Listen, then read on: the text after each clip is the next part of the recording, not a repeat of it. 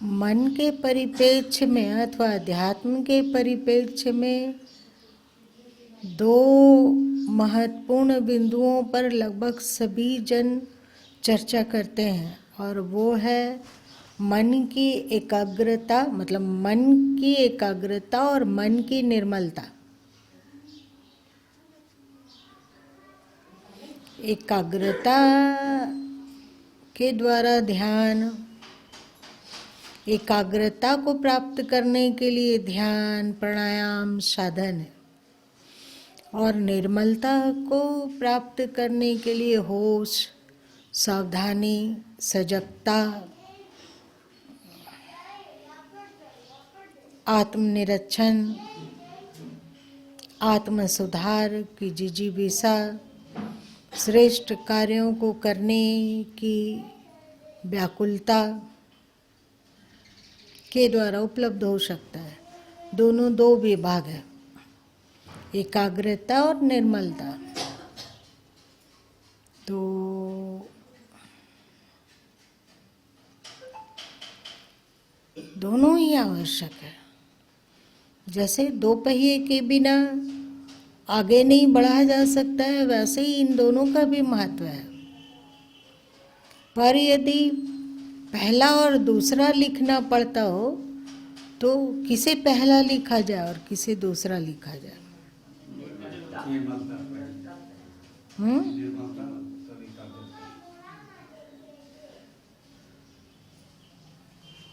आप लोग भी बताओ अपने।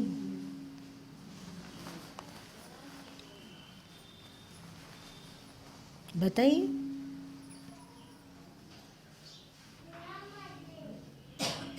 पहले क्या होता है, मन की एकाग्रता, मन पर निरीक्षण, मन का निरीक्षण करना, मन पर कंट्रोल करना, मन को एक जगह लाना, उसके बाद सब सारा गुण उसके बाद।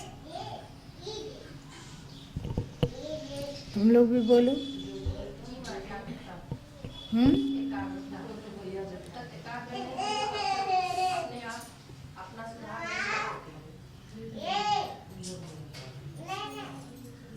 और कोई बोलो बहन लोगों में।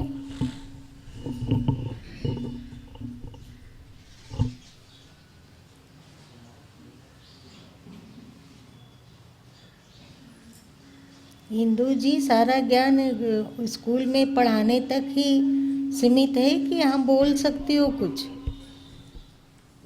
मेरे दृष्टिकोण से दोनों ही महत्वपूर्ण है।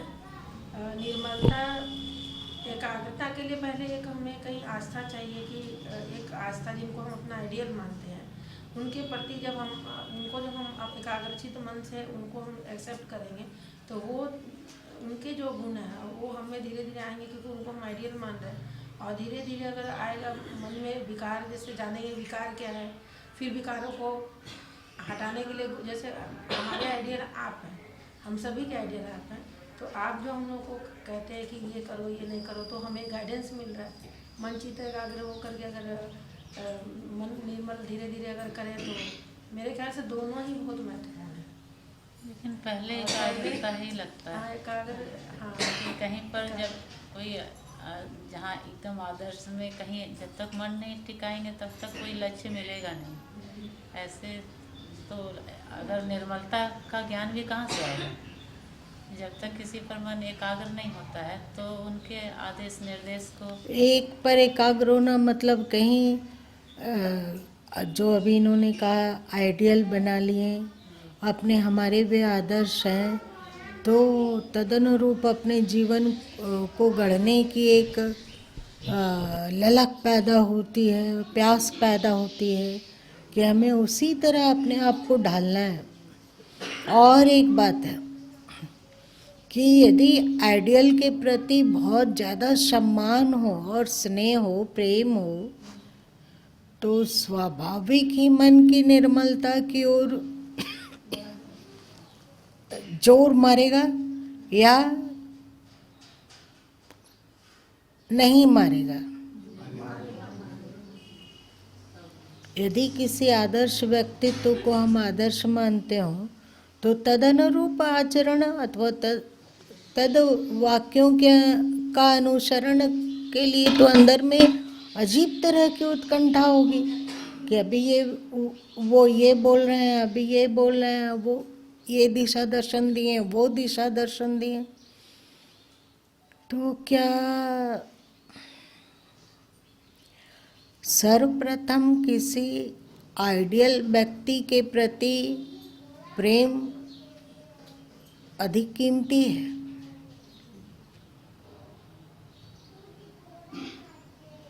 माँ जैसे पहले राक्षस लोग जैसे रावण वगैरह भी तो मन को एकाग्र किए थे, लेकिन उनका मन निर्मल नहीं था।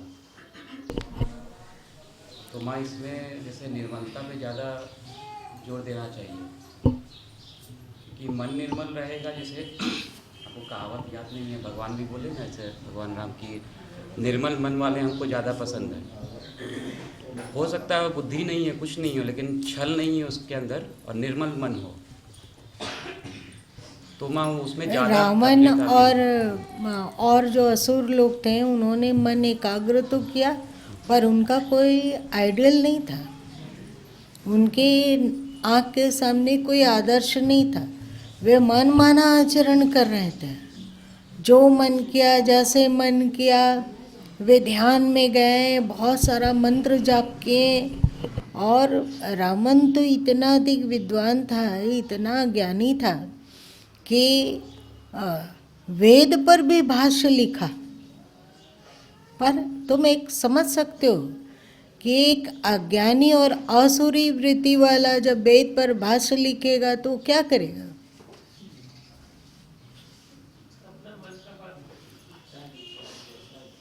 वस्तुतः लेखक क्या करते हैं? कोई भी जो लेखक है वो क्या करते हैं? किसी चीज को व्याख्यात करते हैं, क्या? ये समझ में आता है। सरिता क्या देख रही है उधर?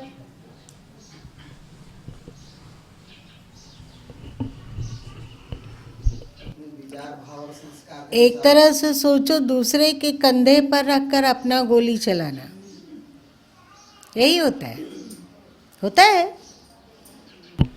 मतलब जैसे कोई वेद का भाष्य लिख रहे हैं तो वेद के कंधे पर अपने वेद के कंधों का आश्रय लेकर वे अपना ही विचार व्यक्त करते हैं। कोई भी हो, अब यदि बीजक टीका देखोगे तो हर टीकाकार में टीका में कुछ खासियत है और कुछ भिन्नता है। ये भिन्नता आती कहाँ से है? लेखक जो उसका समीक्षक है वो लिख रहा है तो उसमें अपने विचारों को ही प्रस्तुत कर रहा है। एक तरह से सोचो कि पहले के समय में घरों में, कमरों में खुट्टी वगैरह हुआ करता था, तो खुट्टी में, लोहे की खुट्टी में अपनी कमीज, है ना?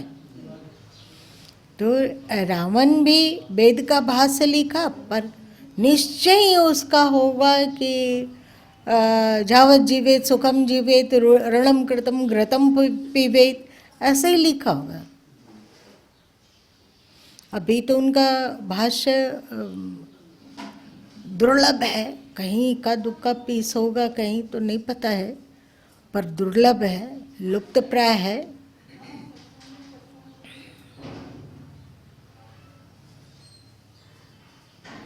क्योंकि उनका कोई आइडियल नहीं था।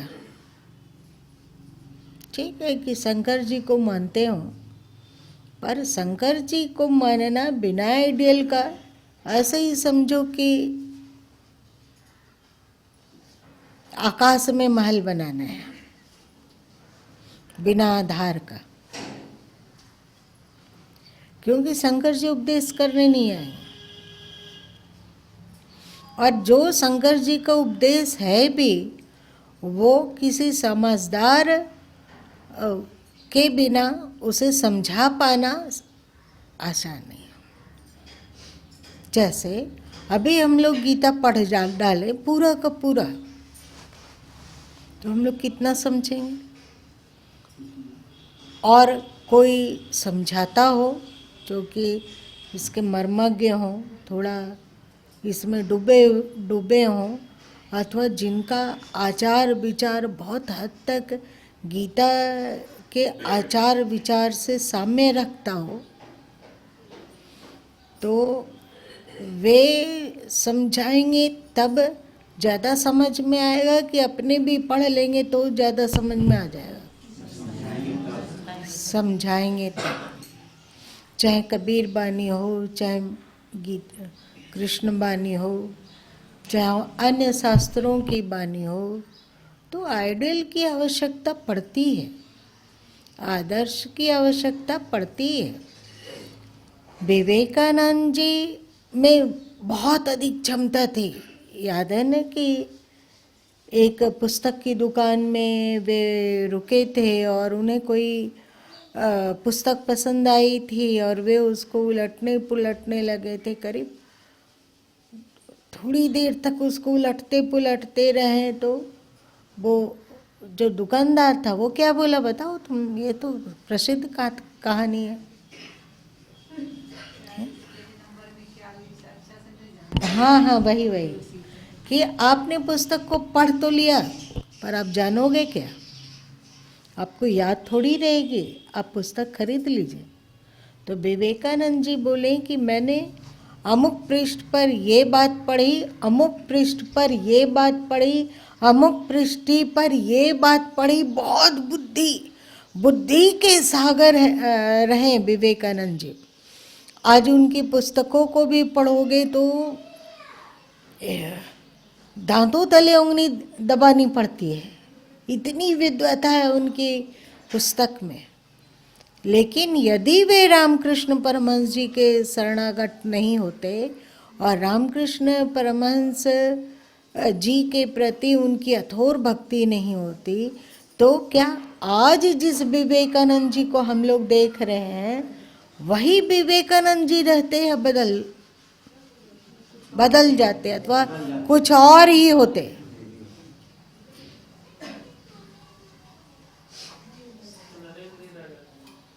नरेंद्र ही रह जाते, विवेकानंद तो कदापि नहीं बनते। और श्रद्धा के बिना आइडियल की बात को मानेगा ही क्यों कोई? क्यों मानेगा? आइडियल की तुलना में हमारा मन हमारे निकट है, और मन की बात हम क्यों नहीं माने? स्वाभाविक ही, यदि कुनकुनी श्रद्धा होगी तो बहुत हद तक मान पाएंगे, पर मन जो कह रहा है उसमें बहते चले जाएंगे। यदि पूर्ण श्रद्धा हो, भक्ति हो, तो नहीं, वे ऐसा बोलते हैं, हमें ऐसा नहीं करना चाहिए। आप भले ही मदिरालय में के पास से गुजर रहे हो और आपका दोस्त भले ही आपको हाथ खींच कर ले चलता हो कि चलो, आप भले ही उसके साथ खड़े होते हो और वो घसीट कर ले जाता हो, तो आप भले ही उसके बगल के चेयर में बैठ जाते हो, लेकिन आप हाथ नहीं लगा सकते हो, लगेगा नहीं। गुरु माँ बोले हैं ये उचित नहीं, ये नरक का द्वार है। आएगा कि पी लेंगे। यदि श्रद्धा होगी, श्रद्धा दृढ़ होगी, तो कभी ऐसा नहीं हो सकता है। और श्रद्धा दृढ़ नहीं होगी तो मन जिस ओर ले जाएगा उस ओर चले जाएंगे, संगति जिस ओर ले जाएगी उस ओर बह जाएंगे, अथवा आसपास का परिवेश जो मार्ग दिखलाएगा उस मार्ग में बढ़ जाएंगे। होगा कि नहीं? होता ही है वैसा ही। तो श्रद्धा कीमती है, पर यहाँ पर ये बात है, आइडियल बनाना बहुत आवश्यक है। आइडियल तो दोनों के लिए आवश्यक है, चाहे मन को एकाग्र करें चाहे मन को निर्मल करें, है ना। बिना आइडियल के न मन को एकाग्र किया जा सकता है, न मन को निर्मल बनाया जा सकता है, क्योंकि हमें पता ही नहीं है कि निर्मलता क्या है और मलिनता क्या है। जाके पूछो गिरडी में, जो सत्संग में नहीं आते हैं उन लोगों से पूछो कि मन कि मलिनता क्या होती है। मन को भी वो लोग तो नहीं जानते हैं ना। मन को पहले जानेंगे तब ना मलिनता को जानेंगे। मन के बारे में कुछ जानते ही नहीं। हाँ, तो आइडियल के कारण ये हम लोग जान पाए। तो आइडियल के प्रति श्रद्धा, भक्ति, आज्ञाकारिता, समर्पण जितना अधिक होगा उतना ही मन को निर्मल बनाना और मन को एकाग्र करना सरल होगा। हाँ, एकनिष्ठ। एक दिन बोला गया था ना, एक पंथ, एक ग्रंथ, एक संत, एक क्या,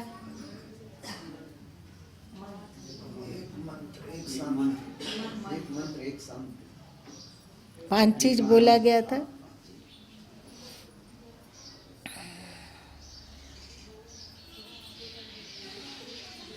आपके आइडियल बोलते हैं इस ओर चलें, और आप 10 आइडियल को बनाओगे तो कभी लगेगा उधर चल जाते हैं, कभी लगेगा उधर चलते हैं, कभी उधर 12 बाट होके रह जाएंगे।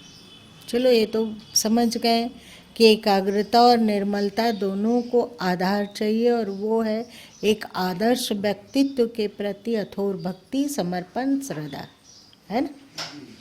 कृष्ण की बातों को अर्जुन क्यों मान पाए? क्योंकि उनकी श्रद्धा बढ़ती गई, और पहले ही उनकी श्रद्धा थी, तभी वे बोल पाए कि शिष्यस्ते अहं शादि मांगतुम प्रपन्नम। आप मुझे उपदेश कीजिए कि सही क्या है और गलत क्या है।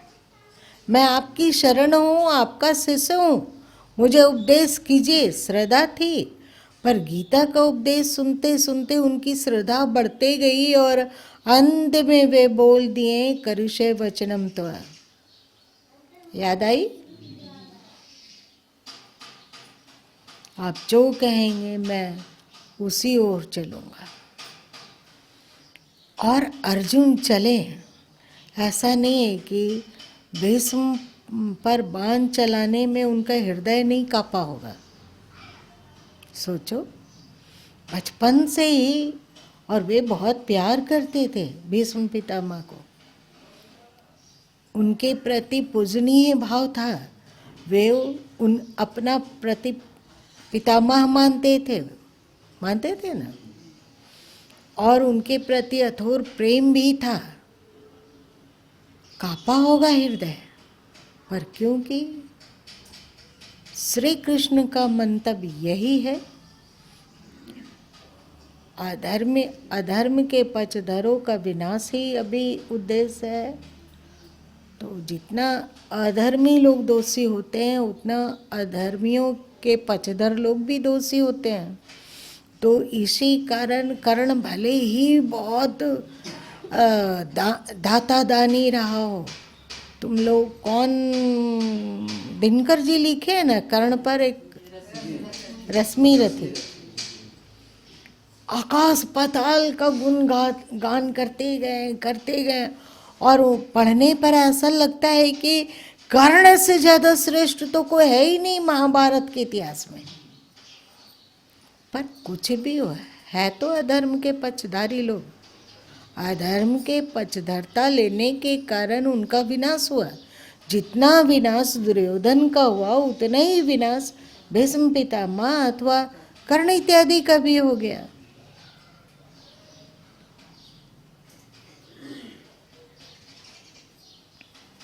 कांपा होगा हृदय अर्जुन का, पर चले उसी मार्ग में जो उनके आइडियल ने उन्हें दिखाया। पूरा गीता का उपदेश सुनने के बाद में अर्जुन बाद में कई बार बोले कि ये नहीं करेंगे, तो वो नहीं करेंगे। बीच श्री कृष्ण ने उनको उस समय विचलित नहीं, जो अभी तक जाने हुए थे कि धर्म ऐसा कहता है। जैसे कर्ण का पहिया धसा कीचड़ में, तो अपना कर्ण चक्का को निकालने लग गए कर्ण, तो अर्जुन चुपचाप बैठ गया। कृष्ण बोले कि तुम बैठे क्यों हो, उठो। नहीं, वे भटके नहीं, क्योंकि धर्म उनको सिखाया हुआ है कि निहत्थे पर वार नहीं करना चाहिए, इसलिए वो चुपचाप बैठा हुआ, भटक नहीं रहा है कि इसको इस पर वान का संधान नहीं करना है। ऐसा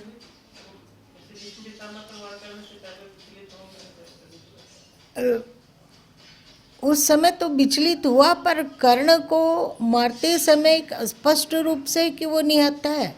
अर्जुन बोले कि तुम उठो। अभिमन्यु कौन सा है, उसके पास शस्त्र था और वो अकेले था, और ये लोग इतने महारथी लोग उनको घेर कर अन्यायपूर्वक मारे। उस समय इसका धर्म क्या कहाँ गया था? कर्ण भी बोल रहा था कि मैं निहत्था हूँ, मुझ पर वार मत करो, तो कृष्ण उसको भी डांटे। उस समय तुम्हारा धर्म विचार कहाँ गया था? कृष्ण बोले उठो और वान का संधान करो, तो उनका हृदय नहीं हिचकिचाया। कृष्ण कह रहे ठीक है। हर बार हर स्थिति में कृष्ण की भक्ति उन्हें संभाल के रखी, वरना कृष्ण की भक्ति नहीं होती उनमें तो वो अर्जुन कभी भी क्या महाभारत युद्ध में विजय प्राप्त नहीं कर पाता है, इसमें कोई संदेह नहीं है। चाहे भीष्म पितामह हो, चाहे कर्ण हो, चाहे द्रोणाचार्य इत्यादि हो, चाहे दुशासन का वध हो, चाहे दुर्योधन का वध हो, सब में कृष्ण के प्रति श्रद्धा और उनकी आज्ञाकारिता के कारण ही उन लोगों का विनाश हो पाया और धर्म की जीत हो पाई, है ना? वरना तुम लोगों का हिंदू राजा लोग की इतिहास पढ़ोगे तो संधि हो गया। अब अगला मेरा मित्र है तो उसने बुलाया है, तो हमें उसने रखा है कि वो निशस्त्र होके आए, तो वो तो निशस्त्र होके चल पड़ा, लेकिन अगले के पास शस्त्र है। ऐसा कौन थे?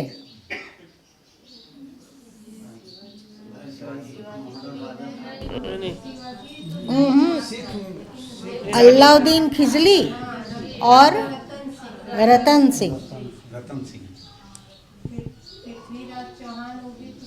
अगर कृष्ण होते वहाँ, अगर कृष्ण जैसा एक सही निर्णय लेने वाले होते तो इस तरह मूर्खतापूर्ण हिंदुओं का पतन नहीं होता है। वो निशस्त्र है, हमें शस्त्र त्याग करना चाहिए।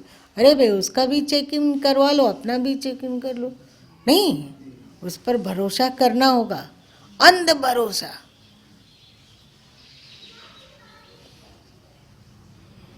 युद्ध में पीठ नहीं दिखाना है। ठीक है कि हम निहत्था हो गए, भाग सकते हैं वहाँ, लेकिन पीठ दिखा के कैसे भागे? तुम मरो, मरा लो। और कृष्ण जी जबकि अपना उदाहरण दे चुके हैं कि शस्त्र को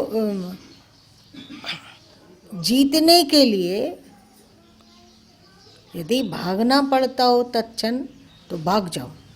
कहाँ? जरासंध। जरासंध के समय में वे भागे थे ना।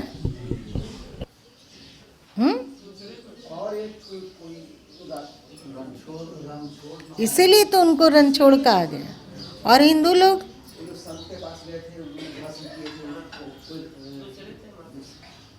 ये भी दो रणछोड़ वाले एक जरासंध जो अटैक किए तो उसमें जरासंध के चलते मतलब छूट गया, बार-बार हमला कर रहा था। जरासंध के लिए ही बोल रहे हैं, एक और होगा तो हमें अभी याद नहीं आ रही। वो भागते भागते वहाँ गए थे, जो एक संत जो है समाधि में वहाँ बैठे हुए थे, तो अपना चादर ऊपर, हाँ क्या नाम उनका, चली दो बार दिए अपना उदाहरण। लेकिन हिंदू लोग नहीं पीठ दिखाना, तो मर गए तो मर गए। अकबर के पास 2 राजपूत योद्धा पहुँचे और बोले कि हम लोगों को अपने सेना में स्थान देने की कृपा करें। हम लोग दोनों ही वीर हैं और आपके लिए मरने मारने किसी के लिए किसी भी हद तक जा सकते हैं। हम लोगों को नौकरी की आवश्यकता है, आप दीजिए। तो अकबर बोले इसमें क्या प्रमाण है, तुम लोग समर्पित ही रहोगे और तुम लोग मेरे लिए मरने मारने के लिए तैयार हो जाओगे, इसका कोई प्रमाण, और तुम लोगों में बहादुरी है, इसका कोई प्रमाण। तो दोनों अपने म्यान से तलवार निकाला और एक दूसरे का गर्दन काट दिया। मेरी वीरता का प्रमाण ये है। क्या फायदा हुआ? और तुम लोगों का इतिहास इसकी प्रशंसा में पुल बांधता है। इतने बहादुर हुआ करते थे राजपूत लोग, ऐसा बोलते हैं लोग। तो तुम लोगों को ये बहादुरी लगता है कि मूर्खता लगता है? मूर्खता। ये क्या मतलब हुआ? नहीं जॉब मिलता, नहीं मिलता, नहीं मिलता, निकलो वहाँ से। अगर तुमको लगता है आत्मसम्मान पे ठेस, एक दूसरे को काट देने से क्या मिला? और परिवार पहले भी गरीबी का दंश झेल रहा था, अब दोनों मतलब स्वामियों की हत्या से वो और अधिक गरीबी की ओर बढ़ जाएगा। होगा कि नहीं? तो ये बेवकूफ़ी अर्जुन भी करता यदि कृष्ण नहीं होते तो। और यदि कृष्ण के प्रति भक्ति नहीं होती पांचों पांडवों में, तो उसकी दुर्गति सुनिश्चित थी। कृष्ण कुछ बोलते हैं, अर्जुन बोलता है कि देखिए हम तो कर्ण को नहीं मारेंगे, हमारा मन नहीं मानता है, ये हमसे नहीं होगा, और चुपचाप बैठ जाते। तो कृष्ण क्या कहते, क्या कर लेते वे? होंगे कृष्ण ज्ञानी,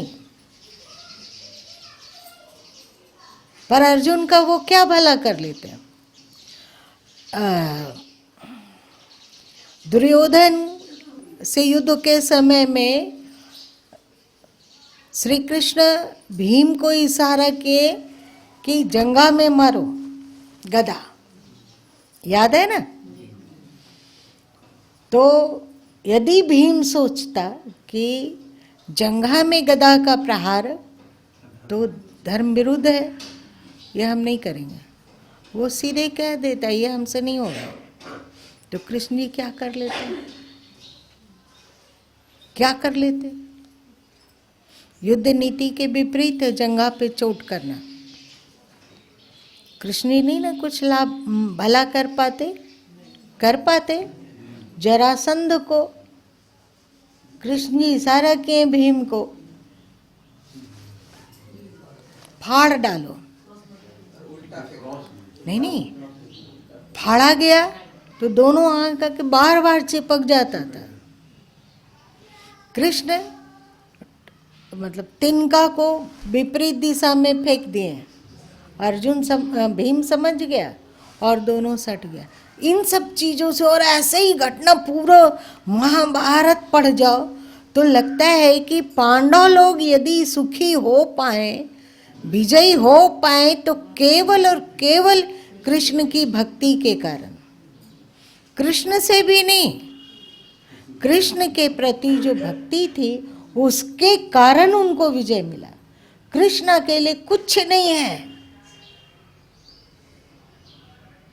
आप ही बताइए, गुरुमा यदि अपने कमरे में होते, आप लोग बीच में नहीं आ रहते अभी, तो गुरुमा के पास हो सकता है कि ज्ञान हो, पता नहीं है, पर वो ज्ञान आता कैसे बाहर?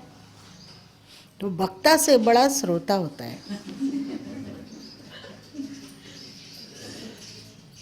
वस्तुतः गुरु से बड़ा शिष्य होता है, क्योंकि शिष्य के कारण गुरुत्व है, गुरुत्व के कारण शिष्यत्व नहीं होता है। पचेगा नहीं तुम लोगों को। पर श्रोता बड़ा होता है वक्ता से अधिक। जो दान देता है उससे बड़ा होता है कि कोई दान स्वीकार किया। यदि वो नहीं स्वीकार करेगा तो तुम दानी बनते रहना। कहाँ जाओगे, क्या कर लोगे? थोड़ा लग रहा है गुरु माँ की उलट खोपड़ी जैसा।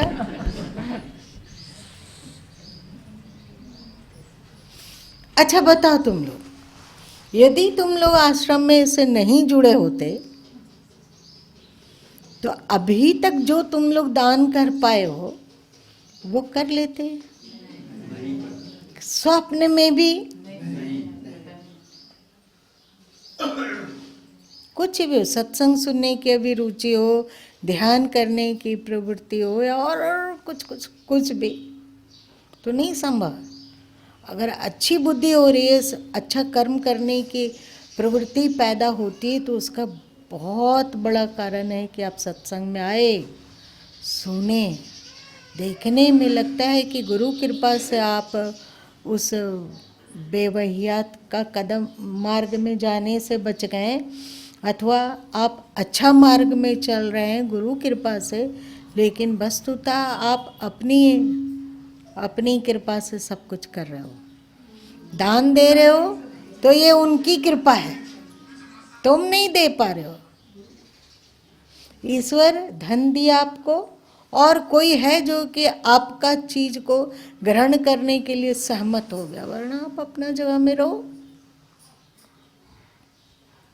हम लोग केवल रुपया कमाने की मशीन बन के रह गए होते हैं।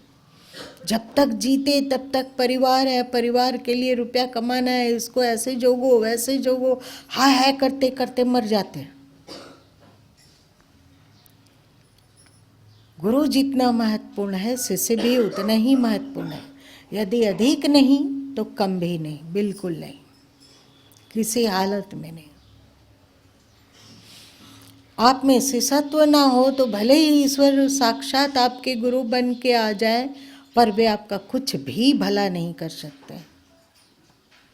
कितना भी जादू मंतर करें और कितना भी लकड़ी घुमाए, पर आपका भला कुछ नहीं कर सकते। आपका शिष्यत्व आपकी रक्षा करेगा। लेकिन गुरु माँ, ये जो शिष्यत्व की जो बात कही जा रही है वो भी तो गुरु के द्वारा पैदा किया गया। हम लोग को भगवान खाली एक करुणा किए हैं कि आपके पास भेज दिए।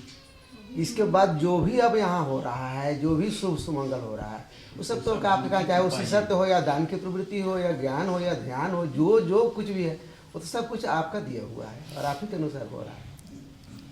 आप ऐसा ही सोचो और गुरु में ऐसा सोचेंगे कि सब आपके कारण है। इससे क्या होगा आपको बताते हैं। आप जब ऐसा सोचोगे तो आप में अहंकार और अकड़ पैदा नहीं होगी, और गुरु ऐसा सोचेंगे, मतलब संत, एक सामान्य संत के लिए हम कह रहे हैं, एक सामान्य संत इस बात को समझेगा तो उसके पास अकड़ नहीं होगा कि हम इतने लोगों को ज्ञान दे रहे हैं। ये भी एक बड़ी मूर्खता है, और इस मूर्खता को करने वाले को संत कहना चाहिए कि नहीं कहना चाहिए, इसमें संदेह। तो इसीलिए सार्वजनीन रूप से यही कहा जाना चाहिए कि दोनों ही कीमती हैं।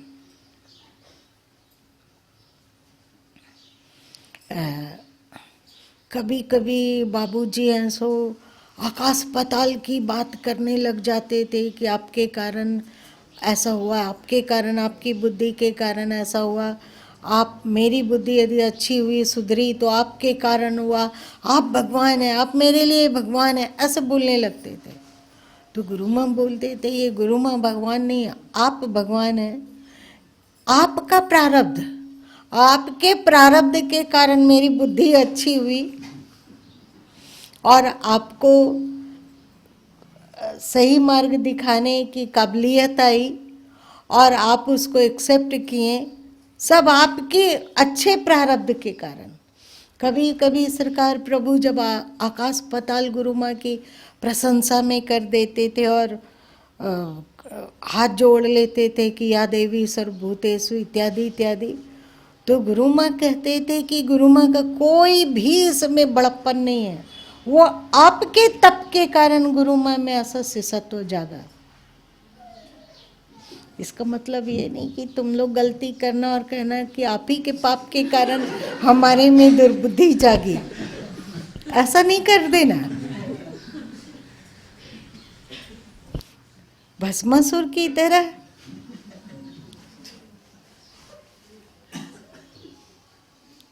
कहने का तात्पर्य ये गुरु मैं आप लोगों को इसलिए सुनाए कि हर हालत में निराभिमानिता होनी ही चाहिए, और अंदर से हो निराभिमानिता कि यदि हमारे में शुभ है तो वो उसी का है। जो भी हो, आइडियल के प्रति श्रद्धा बहुत अनिवार्य है, बहुत ही कीमती है अथवा बहुत ही आवश्यक है, वरना आइडियल में होगा वे महाज्ञानी होंगे पर उसे किसी को कोई लाभ नहीं है।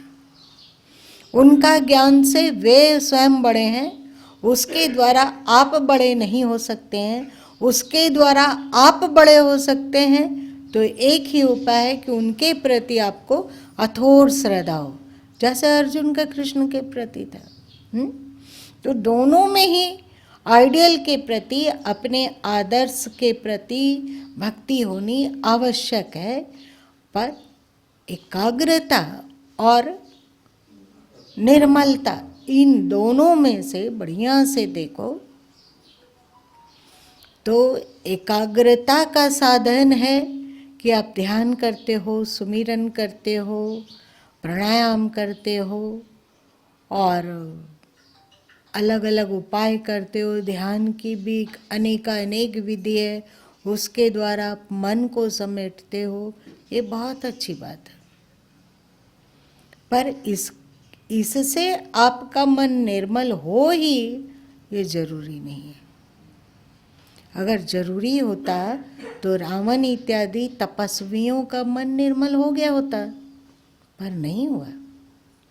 वे तो इतने अधिक ध्यान मग्न थे कि दिखलाया जाता है कि आग लग गई और उनको पता भी नहीं चला कि आग लग गई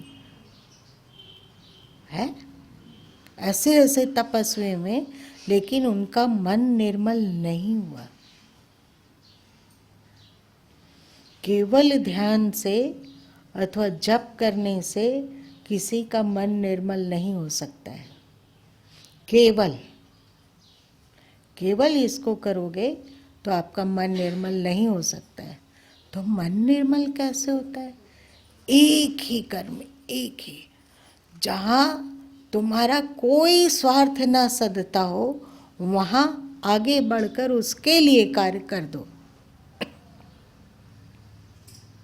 मतलब क्या? इसको सदकर्म कहो, इसको सेवा कहो। एक दिन तुम लोगों को बतलाए थे ना कि थोड़ा फिर लगेगा तुम लोगों को कि ये तो एकदम उलट खोपड़ी है, लेकिन बता ही देते हैं कि कोई आपकी प्रशंसा कर रहे हैं और आप उसे आराम पहुंचाने के लिए प्रयत्नरत हैं, तो ये व्यापार है। हाँ, ये सत्कर्म नहीं। पर यदि कोई आलोचना कर रहा हो,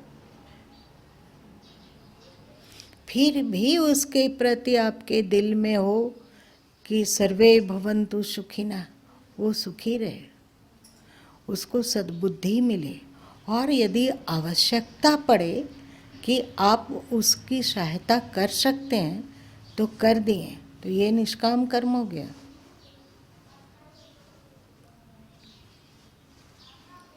सद्कर्म मतलब ऐसे कर्मों का आश्रय लेना जो हमारे स्वार्थ पूर्ति का साधन ना बनता हो। जीवन में हम लोग जो कर्म करते हैं वो ज़्यादातर अपने स्वार्थ पूर्ति के लिए करते हैं कि नहीं? स्वार्थ पूर्ति के लिए करते हैं।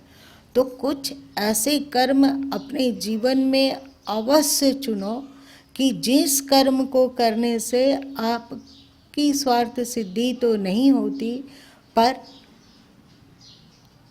उसका अच्छा होता है। ऐसा सोचो। आप गेट से अंदर घुसे, कहीं पे कागज का टुकड़ा फेंका हुआ है, आप उठा के डस्टबिन में डाल दिए, तो इससे आपका क्या स्वार्थ सिद्धि हुआ? कुछ भी नहीं। ये आपका निष्काम कर्म हो गया। ऐसे ही कर्म, ऐसा ही जीवन में कुछ कुछ कर्म ऐसा जरूर करो जो तुम्हारे स्वार्थ के लिए ना हो, परार्थ, दूसरों के लिए। तो इस निष्काम कर्म के द्वारा ही अंतस की निर्मलता संभव है। बात समझ रहे हैं? ये है राम दुलार, इसको पहचानते हैं ना? पहचानते हैं? जब ये जॉब करता था, मतलब कहीं कहीं दूर दूर बदली हो जाता था, उस समय ये थोड़ा सा कम उम्र था इसका, तो उसको पता चल जाए कि अभी खेत में किरौनी करने का है, अभी घास हो गया वहाँ, तो छुट्टी लेके आ जाता था और एक खुरपी लेकर अपना 2 दिन 3 दिन करके खेत साफ करके चला गया। इसको उससे क्या स्वार्थ पूर्ति हुई? इसका क्या स्वार्थ मिला? उस घास को निकालने से इसको क्या फायदा हुआ? ये हुआ परार्थ कर्म। ऐसे कर्मों के द्वारा धीरे धीरे धीरे करके अंतःकरण की मलिनता दूर होती है। इसलिए यदि अध्यात्म के आकाश में पंख फैलाकर उड़ना है तो एक हाथ से सद्कर्म को पकड़ो और दूसरे हाथ से ध्यान साधन को पकड़ो। ध्यान साधन के बिना भी आध्यात्मिक उन्नति हो सकती है, पर जीवन में निष्काम कर्म को लाए बिना अंतःकरण की शुद्धि हो ही नहीं सकती है। और यदि अंतःकरण शुद्ध हो तो बिना ध्यान का भी ध्यान है। आवागमन का कारण उतना मन की चंचलता नहीं है, मतलब आवागमन का कारण मन की चंचलता उतना अधिक नहीं है जितना कि मन की मलिनता है। यदि मन हमारा निर्मल हो पाया तो फिर सोचो मोक्ष की ओर 75% बढ़ गए। अपने आप निर्विकारिता, अपने आप दुष्ट बुद्धि का समाप्ति, अपने आप हम गलत कार्य होगा ही नहीं। होगा क्या? तो फिर जैसे जैसे मन निर्मल होगा, भले ही आपकी आंख खुली हो, भले ही आप ध्यान ना कर रहे हो, पर जो ध्यान से मिलता है उस स्थिति को आप अनायास प्राप्त करोगे। इसे गुरुमुख किताब की भाषा में नहीं कह रहे हैं, कहीं पढ़ के नहीं बोल रहे हैं, अपने जीवन को देख कर जान कर बोल रहे हैं। एकदम 100% ये सच है कि उतना ध्यान नहीं किया गया और अभी भी नहीं हो पाता है। मतलब अगर ध्यान में बैठा जाए तो बहुत शीघ्र मन चुप हो जाएगा, मन सिमट जाएगा, मन शांत हो जाएगा, अचल हो जाएगा। ये सब खासियत है, पर ध्यान के अभ्यास के कारण ये खासियत आई, ऐसी बात नहीं है। ये निष्काम कर्म के कारण है। इसीलिए गीता में सबसे अधिक किस पर बल दिया गया? निष्काम शुद्ध। अर्जुन का युद्ध करना और दूसरे का युद्ध करना क्या है? दूसरे लोग विजय प्राप्ति करने के लिए युद्ध कर रहे हैं और अर्जुन कृष्ण के लिए युद्ध कर रहा है। उनकी आज्ञा पालन हेतु, उनका कोई स्वार्थ नहीं है। विजय हो तो भी ठीक, हार जाए तो भी ठीक, कोई उलाना नहीं। कृष्ण ये बोल रहे हैं, कृष्ण मेरे आइडियल हैं, कृष्ण मेरे आदर्श हैं। वे बोले, हमने किया, उसका परिणाम विजय हुआ या हार, उससे हमें मतलब नहीं है। इसलिए अर्जुन इतना महान हो गया। इसलिए कृष्ण की मित्रता को पा सका कि 11वें अध्याय में अर्जुन बोलते हैं ना कि वन विहार करते हुए, जल विहार करते हुए, एक साथ भोजन करते हुए, एक साथ शयन करते हुए मैंने आपको ये कहकर अपमानित किया होगा, उन सब के लिए क्षमा करो। ऐसा प्रेम, कितनी बेगरजियत और कितनी निष्कामता अर्जुन में, कितनी श्रद्धा कि कृष्ण कह रहे हैं, कृष्ण हमारे इष्ट हैं, वे जो कह रहे हैं हमें युद्ध करना है। लाभाने समय कृत्वा लाभो जया जयो ततो युद्धाय युजस्व न। तो अर्जुन इस क्वालिटी को प्राप्त किया, वो कर्म तो किया पर अपने लिए नहीं, अपने स्वार्थ की पूर्ति के लिए नहीं, अपने व्यक्तिगत कर्मों को भी वो निष्काम करके अध्यात्म के उन्नति का साधन बना लिया। युद्ध जैसे कर्म सोचो तो क्या आप लोग अपने जो घरेलू कार्य है उसको निष्काम करके उसको अध्यात्म का साधन नहीं बना सकते हैं? क्योंकि अभी हम लोगों में घरेलू कर्तव्यों को करने में वो भाव नहीं है जो अर्जुन को था, इसलिए आपको परार्थ कर्म करना अनिवार्य है। याद है एक बार विनोबा जी और उनकी माँ की कहानी सुनाए थे कि पड़ोसी के बच्चे को ज़्यादा मान रही थी, अपने बच्चे को कम। बोली कि हमें यदि तू भी भगवान का बच्चा दिखता, अपना बच्चा नहीं दिखता, तो तुमको भी इतना ही मान पाते। वो भगवान का बच्चा है और तू मेरा बच्चा है, हम अपने बच्चे के साथ कुछ कर सकते हैं, पर भगवान के बच्चे, धन्य थी उनकी माँ भी। तो अभी हम लोगों का ऐसा नहीं है, इसलिए हम लोगों को परार्थ कर्म को खोज कर करना चाहिए, सेवा बुद्धि श्रेष्ठ कर्म, निष्काम कर्म। इससे आपके अंतर की मलिनता, मन की मलिनता दूर होगी, फिर ध्यान करना, साधन करना जल्दी प्रतिफलित होगा और आप जल्दी अंतर्मुखता को प्राप्त कर पाएंगे। ठीक है?